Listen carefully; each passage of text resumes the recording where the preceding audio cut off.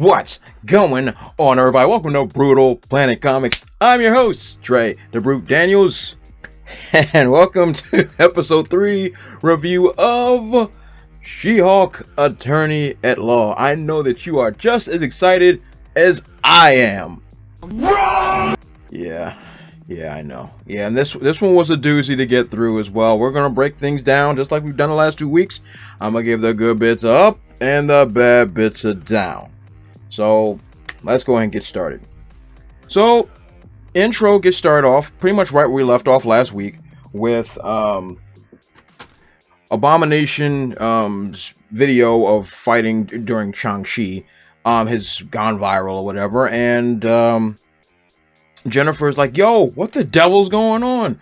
You escaped prison, yada yada yada yada. We'll get to that yada yada yada later on. Oh god. So, and Emil's like, hey, look, I was forced against my will. Wong got me. I had to go and do as he asked, which is perfect the way this is exactly how the episode should be starting off. Just right where we left off, just jumping into the whole situation regarding Blonsky. Cool. It's cool beans. So she gets on the phone with her best friend to get some information on Wong. Of course, she breaks the fourth wall and tells us that this show isn't just about all cameos. Say what? Even though it kind of is, whatever. And that she is still the star of the show.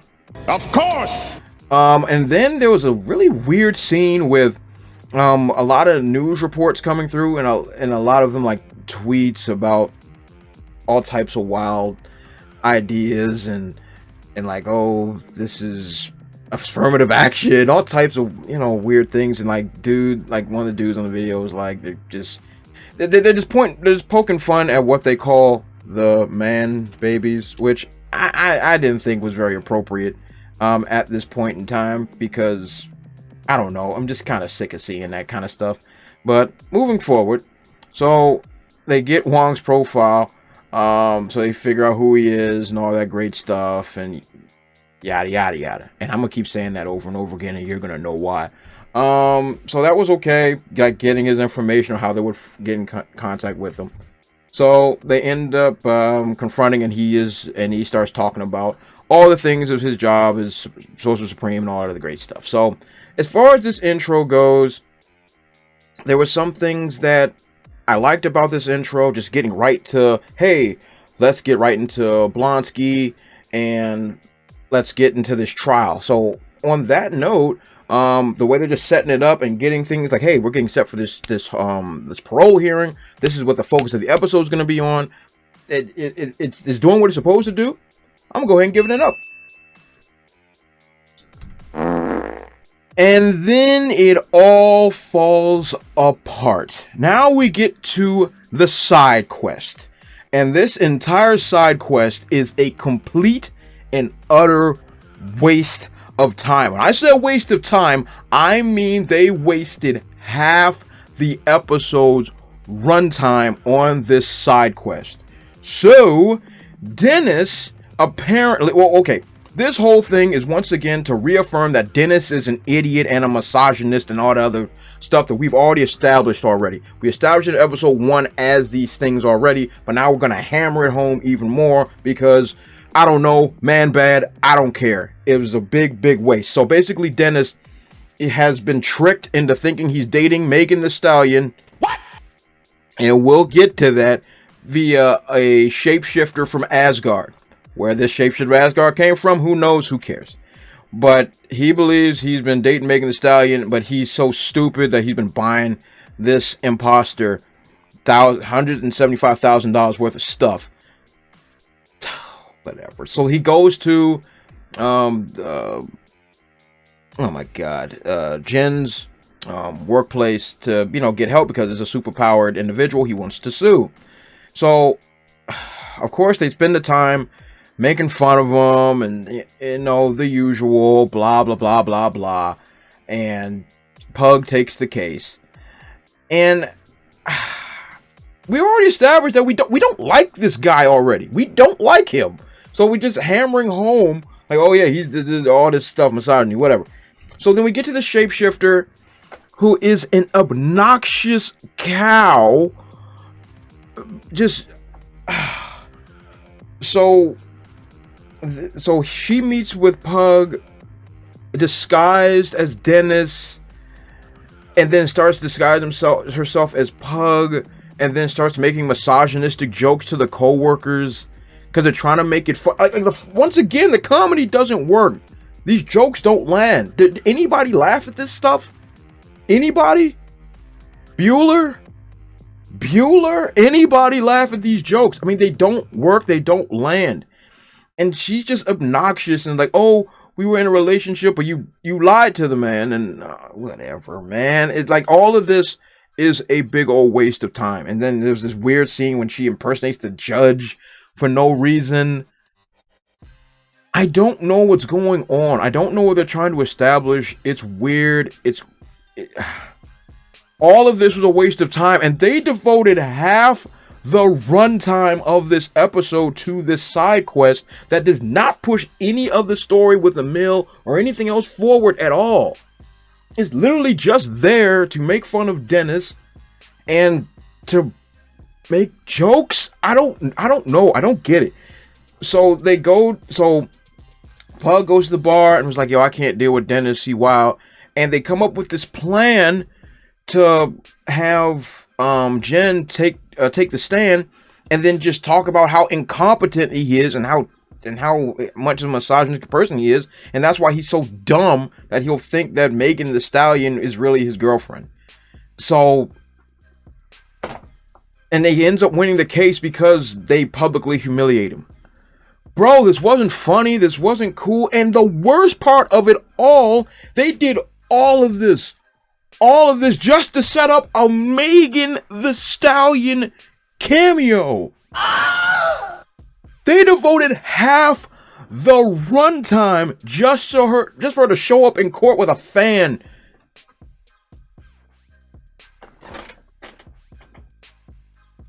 Time management is important when it comes to cameos like this, especially if you're going to spend time.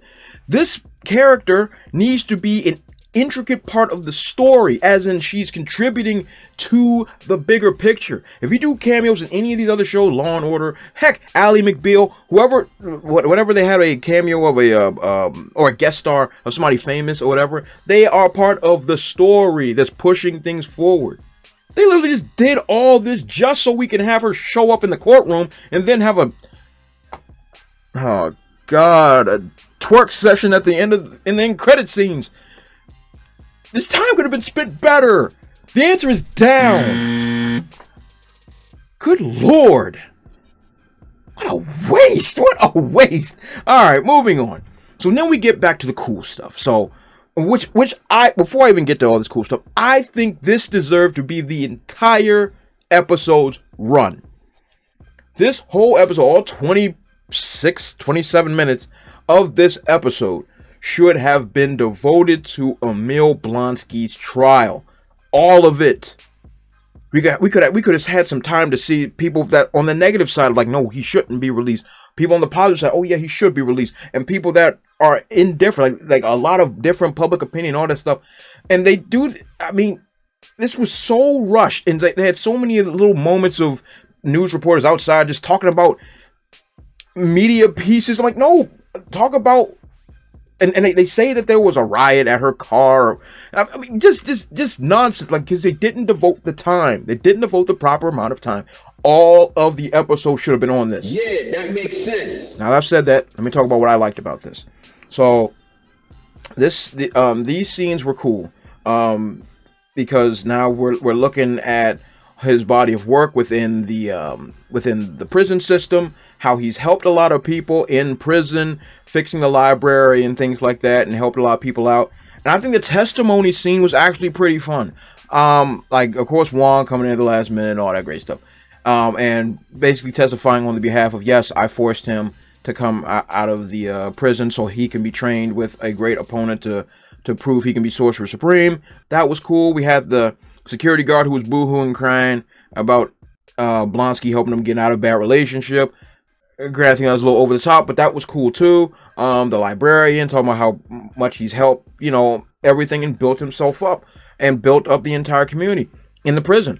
That stuff was cool. I liked that. But I would have liked a little bit more if they focused on like some negatives as well, so it can be a good back and forth. Now I already know the parole board was already like edging to not let him go, but I think this should have got more time.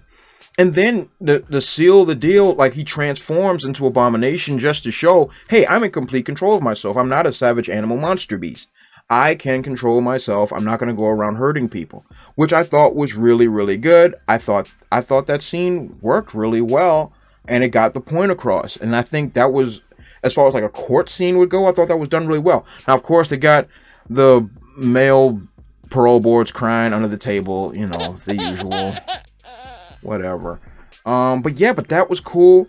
And then I also like the 7 girlfriends that all are, I don't even know how, they're weird, but I like them. They're with all their white sheets and their robes and whatnot. I thought that was cool.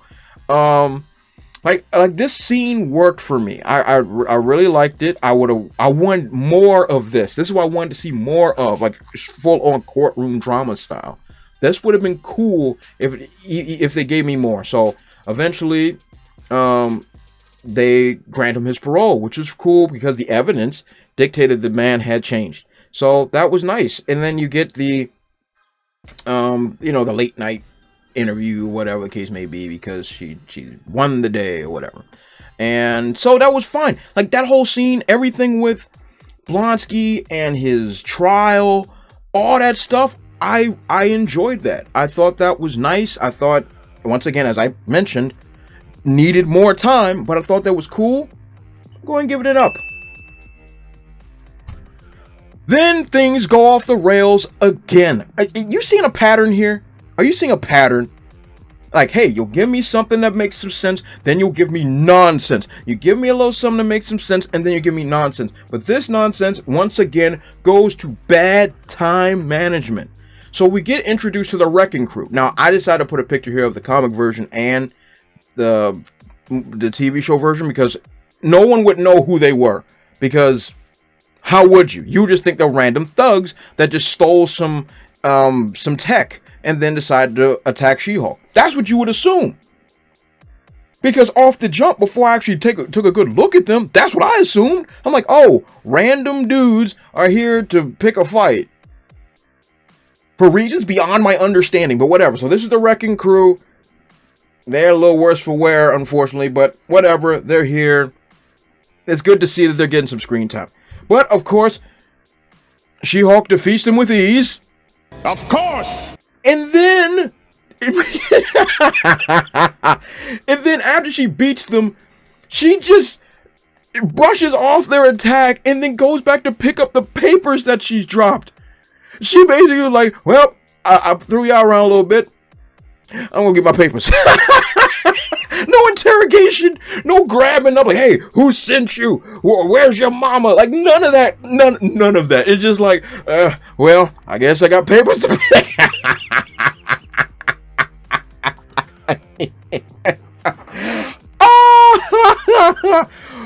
Oh Lord, it's insanity.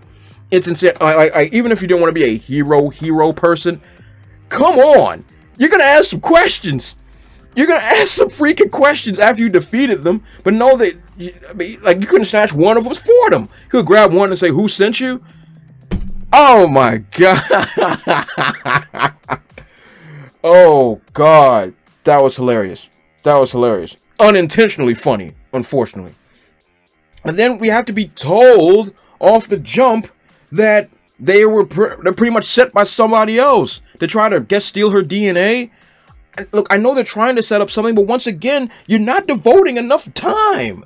You wasted half the episode on a Megan Thee Stallion cameo. That's not how storytelling works. So you drop in the last second, I want her DNA. I'm going to assume that they're sent by the leader. I'm guessing that's what they're supposed to be setting up, the leader.